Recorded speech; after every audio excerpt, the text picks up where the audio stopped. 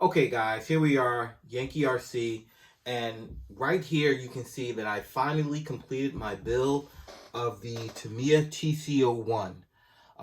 This was a very exciting build for me. It's something I really enjoy doing. As I mentioned in my first video, this is the first Tamiya that I've done in a long time. So I can't even say how long ago it was before when I built the Tamiya. I mean, I mean, Jesus, who knows? Anyway, so like I said, I have to give a shout out to RC Kicks. I found out about this particular Tamiya or about this particular RC. I was just perusing YouTube, saw a video of him building this. It looked gorgeous. I had to have it. Went down to my local RC, excuse me, yeah, went down to my local hobby shop.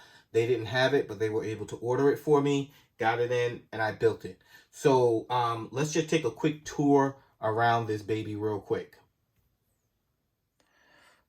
Okay, you can see here that I went with the Hobby Wing Easy Run 3652 motor, and this is the Hobby Wing Max 10 RC, excuse me, ESC.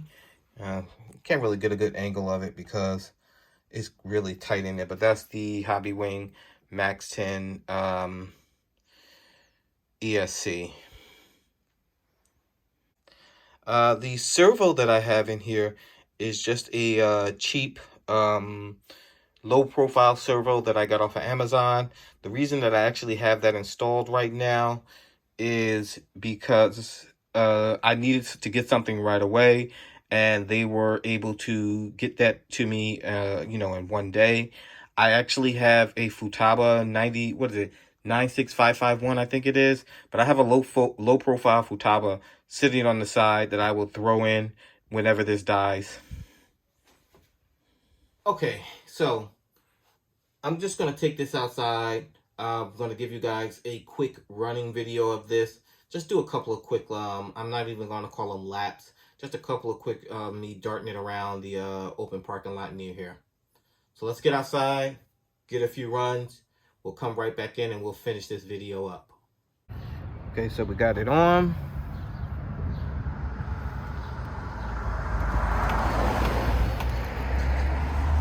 Tires look good. So let's see what we can do.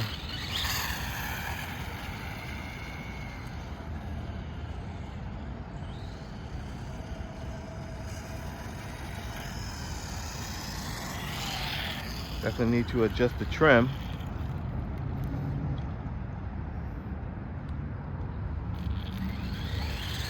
All right, there we go. Track's pretty straight.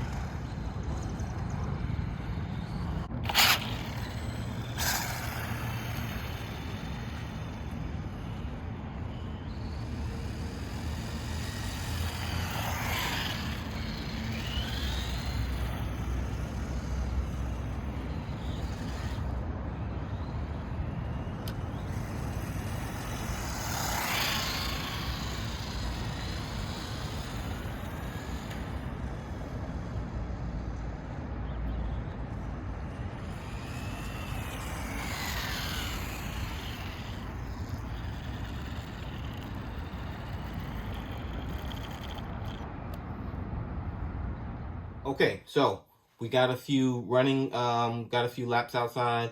Now, my observation is that I actually originally had, I was about to grab it, but I originally had a nickel battery in here. And with a nickel battery, the car, it performs, but it doesn't give me the type of kick that I want. So I would highly recommend that if you decide to do this build, that you go with an ESC that can handle 2S or 3S LiPo. Now, I would like to give a shout out once again to RC Kicks. Once again, that's where I originally saw this car at. Gavin, the gentleman who runs RC Kicks, he actually pointed out the ESC and the motor that I'm using in here. the hobby wing motor. I mean, it was his suggestion, or I guess best way to say it is from me watching his videos, I learned which motor and which ESC will fit in here. And to be clear, if you watch his videos, and I highly encourage that you watch his videos on the build for this, you will see that you literally have millimeters to spare as far as space is concerned if you decide to go with that hobby wing ESC and that hobby wing motor. There are ways to get a slightly longer motor in there, but I'll let him tell you in his video. You can watch that video.